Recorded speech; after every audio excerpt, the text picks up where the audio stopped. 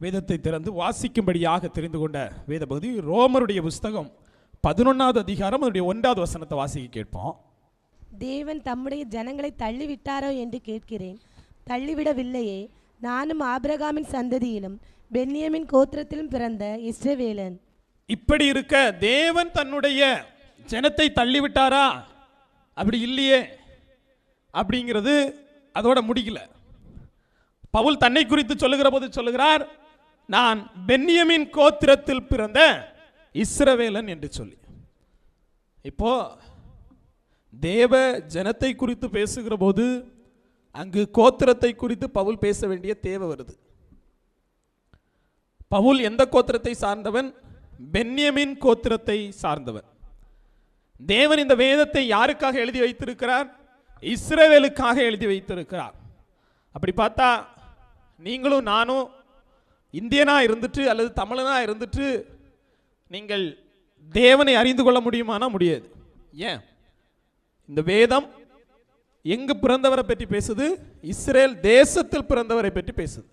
அப்ப இஸ்ரேல் தேசத்தில் ஒருவர் பிறந்தார், ஒருவர் வளர்ந்தார் அப்படின்னா இஸ்ரேலில் பிறந்தவரை பற்றி நாம் தெரிந்து கொள்ள வேண்டும். இஸ்ரேல் அவருடைய பெயர் என்ன? அது யாஷ்வா என்பதை நாம் தெரிந்து கொள்ள வேண்டும். அந்த யாஷ்வா மீது விசுவாசம் இருந்தால் தான் என்ன இருக்கு? ரட்சிப்பு இருக்கு. அந்த யாஷ்வாவுக்குரிய அந்த இஸ்ரவேல் ஜனமாக நாம் மாறினாதான் நமக்கு என்ன இருக்கு? ரட்சிப்பு இருக்கு. அப்ப இப்ப கேள்வி என்ன, எல்லாரும் கிளம்பி இஸ்ரேலுக்கு போயிடலாமா? அப்படி இல்லை. வேதம் நீங்கள் எந்த நிலத்தில் எந்த பரப்பரவில் வாழ்றீங்க அப்படிங்கிறத பார்க்கல. மாறாக இஸ்ரவேலின் தேவனா இருக்கிற யாவ் கூட நீங்க வாழ்றீங்களான்னு பார்க்கிறார். அல்லேலூயா. யாவா என்கிற தேவனை ஏற்றுக்கொண்ட ஜனமாக இஸ்ரவேல் ஜனம் இருக்கு. அந்த யாவாவை ஏற்றுக்கொண்டதுதான் பவுலும் கூட ஏற்றுக்கொண்டுட்டான். ஆனா அவனுடைய வாழ்க்கை நடவடிக்கை எப்படின்னு தெரியுமா? அந்த யாவாவுக்காக அவன் கொலை செய்ய தொடங்குகிறான். யார? யாஷ்வாவை ஏற்றுக்கொண்டவர்களை. இப்ப இதுல ரெண்டு முரண்பாடுகள் இருக்கு. நமக்கு தெரிஞ்ச ஒரு விஷயம் என்ன? யாவா தான் யாஷ்வாவாக இந்த பூமிக்கு கடந்து வந்தார். பவுல் யாரை ஏற்றுக்கிட்டான்? யாவாவை ஏற்றுக்கிட்டான். ஆனால் யாரை ஏற்றுக்கல? யாஷ்வாவை ஏற்றுக்கல. அப்ப இங்க ஒரு பெரிய சிக்கல் என்ன இருக்கு அப்படின்னு பாத்தீங்கன்னா, இங்க ஒரு கூட்ட ஜனங்கள் யாவாவை ஏற்றுக்கிறார்கள், ஆனால் யாஷ்வாவை ஏற்றுக்கொள்வதில்லை. அதனுடைய பலன் என்ன? யாவாவை ஏற்றுக்கொண்ட பவுல் யாஷ்வாவை ஆராதிக்கக்கூடிய எல்லா ஜனங்களையும் அவன் துன்புறுத்த ஆரம்பித்தான்.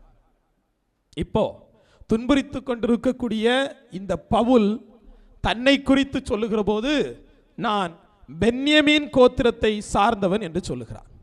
ஆனால் தானும் ஒரு இஸ்ரவேலன் என்று சொல்லுகிறான்.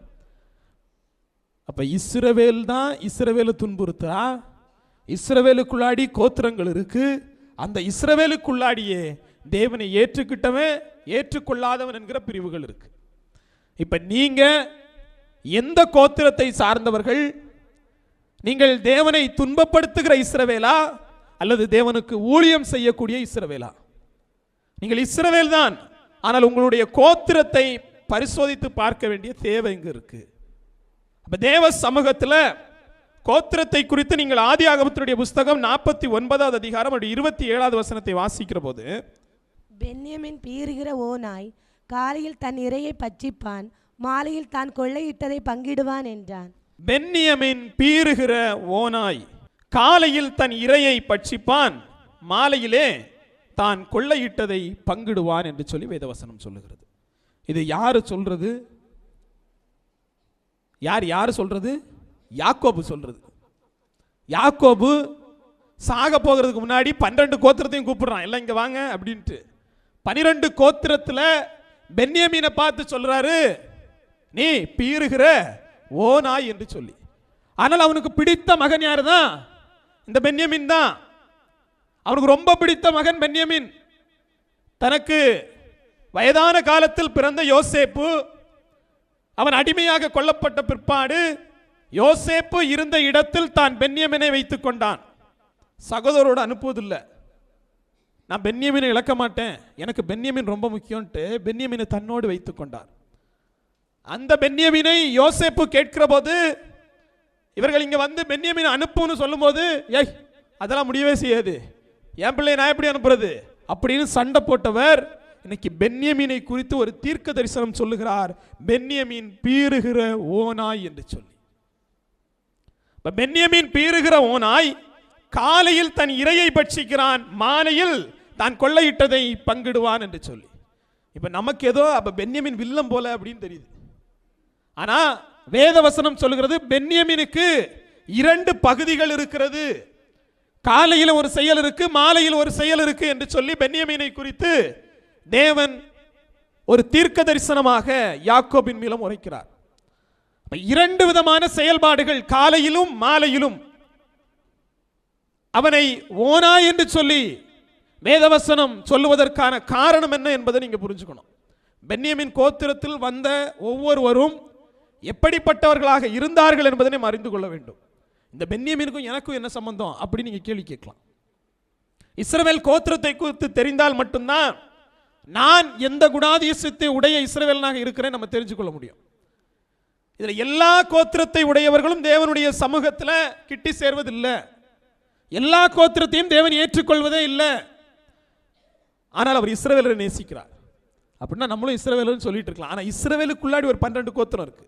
அந்த 12 கோத்திரத்தில் தண்டனைக்கு உட்பட்ட கோத்திரம் இருக்கு, ஆசீர்வாதத்தை பெற்றுக்கொண்ட கோத்திரம் இருக்கு. நான் எந்த கோத்திரத்தை சார்ந்தவன் அது எப்படி அறிய முடியும்?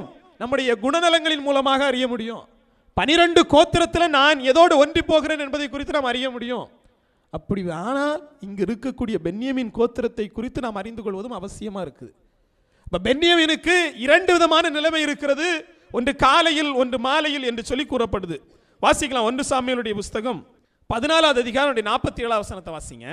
இப்படி சவுல் இஸ்ரவேலை ஆளுகிற ராஜ்யபாரத்தை பெற்றுக்கொண்டு சுற்றிலும் இருக்கிற தன்னுடைய எல்லா சத்துருக்களும் ஆகிய மோபாவியருக்கும் அம்மோன் புத்திரருக்கும் ஏதோமியருக்கும் சோபாவின் ராஜாக்களுக்கும் பெலிஸ்தருக்கும் விரோதமாக யுத்தம் பண்ணி எவர்கள் மேல் படையெடுத்தானோ அவர்களை எல்லாம் அடக்கினான். எவர்கள் மேல் படையெடுத்தானோ அவர்களை எல்லாம் அடக்கி போட்டான். யாரு? சவுல். இந்த சவுல் எந்த கோத்திரத்தை சார்ந்தவன்?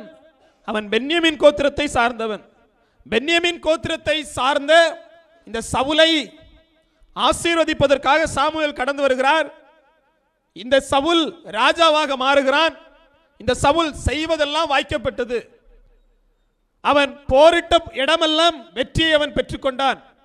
காரணம் வேதம் சொல்லுகிறது, அவன் பென்யமின் கோத்திரத்தானாக இருந்தான் என்று சொல்லி. இப்போ பென்யமின் கோத்திரத்தில் இன்னும் பிறந்தவர்களை நீங்க பார்க்கலாம். உதாரணத்திற்கு எஸ்தருடைய வாழ்க்கையை நீங்க பார்த்தீங்கன்னா எஸ்தர் 8:1 வாசிக்கலாம்.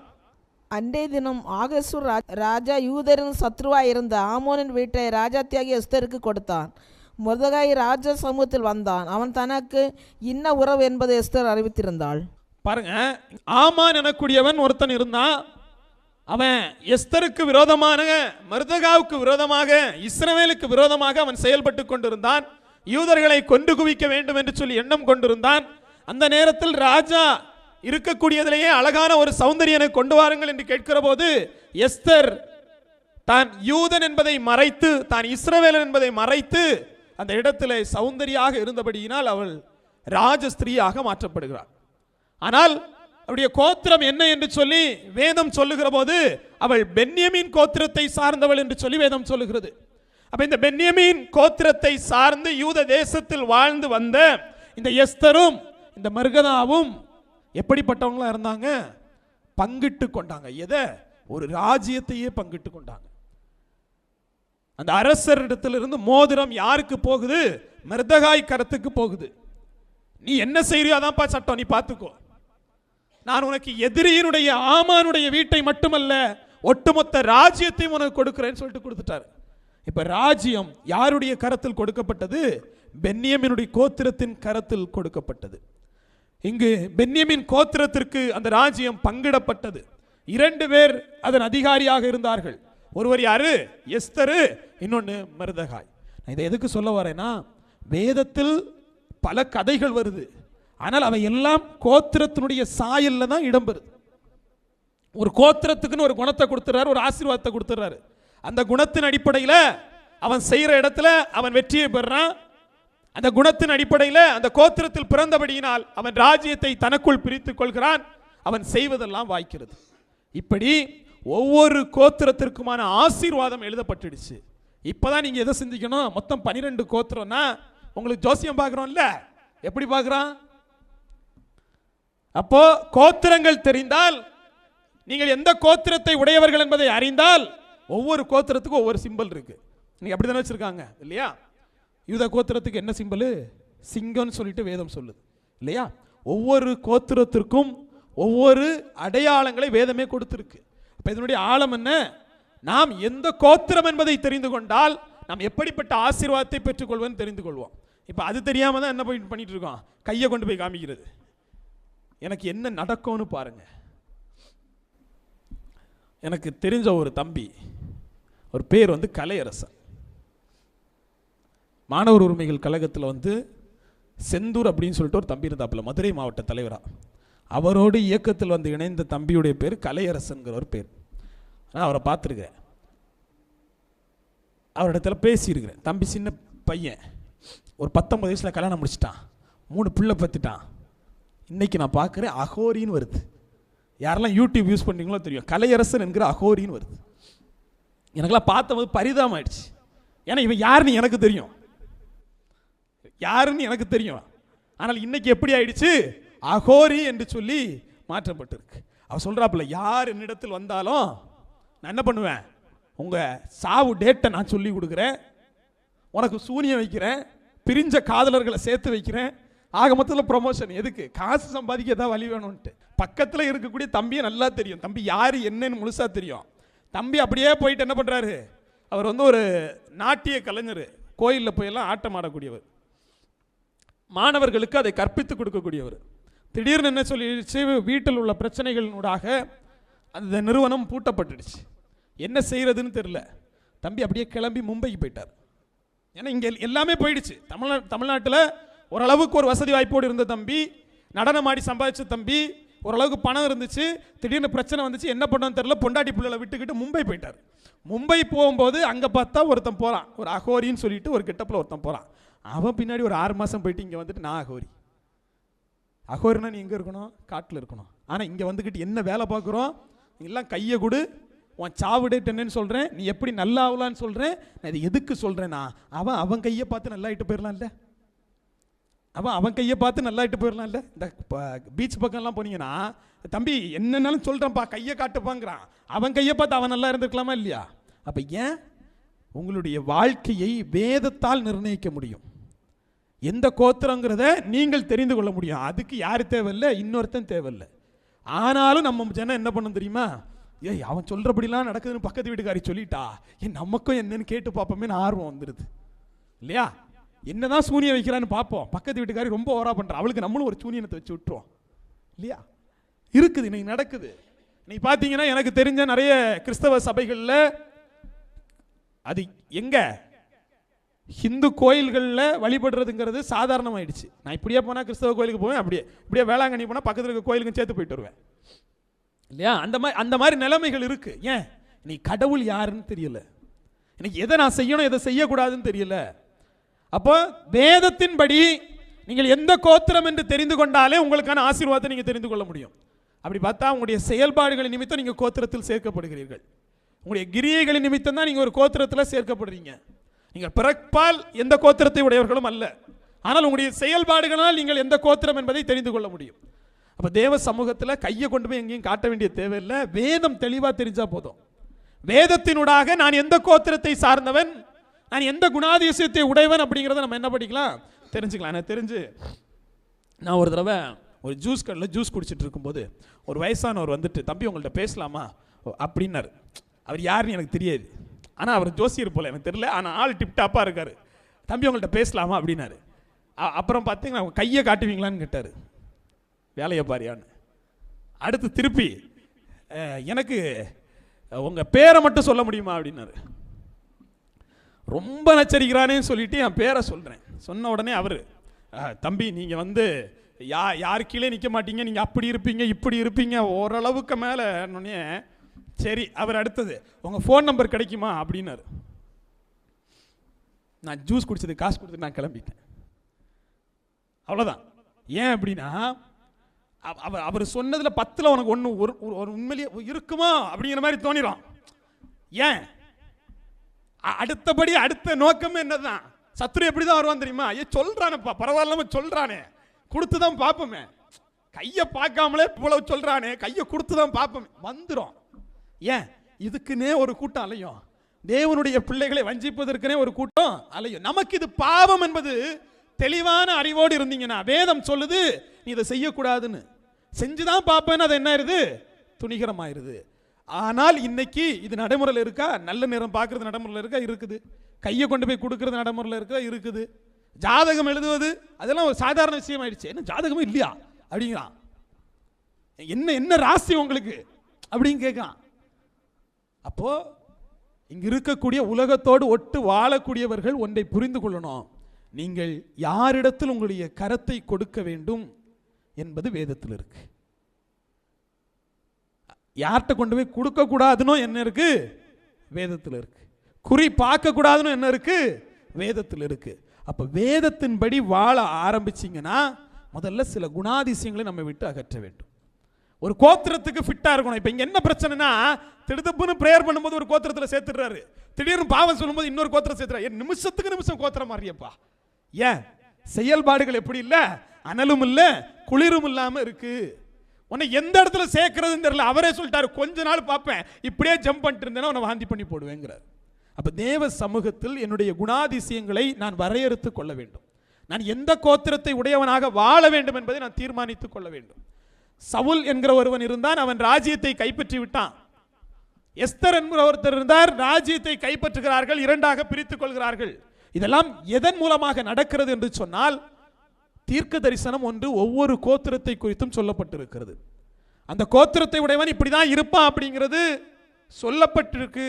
அப்ப அப்படிதான் நடக்கும். வாங்க வாசிக்கலாம். உபாகமத்தினுடைய புஸ்தகம் 33வது அதிகாரம் 12வது வசனத்தை வாசிங்க. பென்யமீனை குறித்து, யாவுக்கு பிரியமானவன் அவரோட சுகமாய் தங்கியிருப்பான், அவனை எந்நாளும் அவர் காப்பாற்றி அவன் எல்லைக்குள்ளே வாசமாயிருப்பார் என்றான். அல்லேலூயா. பென்யமீனை குறித்து மோசே சொல்லுகிற போது, அவன் யாவுக்கு பிரியமானவன், அவன் சுகமாய் தங்கியிருப்பான், அவனை எந்நாளும் அவர் காப்பாற்றி அவன் எல்லைக்குள்ளே வாசமாயிருப்பான் என்றார். இப்ப இந்த இடத்துல ஒன்று நீங்க புரிஞ்சுக்கணும். பென்யமீன் எல்லைக்குள்ளதான் யாசுவா வாசமா இருப்பாராம். அப்ப பென்யமீன் எல்லை என்ன என்பதை நம்ம தெரிஞ்சுக்கணும். அப்ப வேதத்தின்படி எந்த கோத்திரத்தின் எல்லைக்குள்ள தேவன் அடக்க முடியாது. ஆனா பென்யமீன் கோத்திரத்தின் எல்லைக்குட்பட்டு தேவன் இருக்கிறார் என்று சொல்லி வேதம் சொல்லுது. இன்னொன்னு, தேவனோட வேலை என்னன்னா பென்யமீனை காப்பாற்றுவது. இந்த ரெண்டை மட்டும் நினைவு வச்சுக்கோங்க. பிரசங்கத்தினுடைய முடிவில் அந்த புரிதல் உங்களுக்கு வந்துடும். தேவனுக்கு ஒரு வேலை இருக்கு, பென்யமீனை காப்பாற்றுவது. பென்யமீனுக்கு ஒரு வேலை இருக்கு, தான் எல்லைக்குள் தேவனை வைத்துக் கொள்வது. தேவன் வேற எங்கேயும் போக விரும்பல, பென்யமீன் எல்லைக்குள் இருக்க விரும்புகிறார். தேவனுக்கான வேலையே என்னதான்? பென்யமீனை காப்பாற்றிக் கொள்வது. அப்ப இரண்டு தீர்க்க தரிசனங்கள் உரைக்கப்படுது. ஒன்று மோசையின் மூலமாக, இன்னொன்னு யாரு பெற்றதோ அந்த இஸ்ரவேலின் மூலமாக, அதாவது யாக்கோபின் மூலமாக பென்யமீனுக்கு கொடுக்கப்பட்ட ஆசீர்வாதமாக இருக்கிறது. ஒன்று அவன் சுகமாக இருக்க வேண்டும் என்று சொன்னால் அவன் செய்வதெல்லாம் வாய்க்க வேண்டும். இன்னொன்று அவன் பாதுகாப்பாக இருக்கணும்னா தேவன் அவனை காப்பாற்ற வேண்டும். அப்படிப்பட்ட பென்யமீன் கோத்திரத்தை குறித்து வேதத்தில் நம்ம வாசிக்கிற போது பென்யமீன் எல்லைக்குள் தேவன் அடங்கி நிற்பதை நம்ம பார்க்கிறோம். அப்ப இந்த பென்யமீன் கோத்திரத்தை குறித்து நம்ம அறிந்தே ஆகணும். ஏன்னா அங்க ஒருத்தன் சொல்லிக்கிட்டு நிற்கிறான். யாரு? பவுல் சொல்லிக்கிட்டு நிற்கிறான், நான் பென்யமீன்பா அப்படிங்கிறான். அப்படி இருக்கிற பட்சத்தில் பென்யமீன் ஏன் இவ்வளவு முக்கியத்துவம் வாய்ந்ததாக இருக்கிறது என்பதை நாம் தெரிந்து கொள்ள வேண்டும்.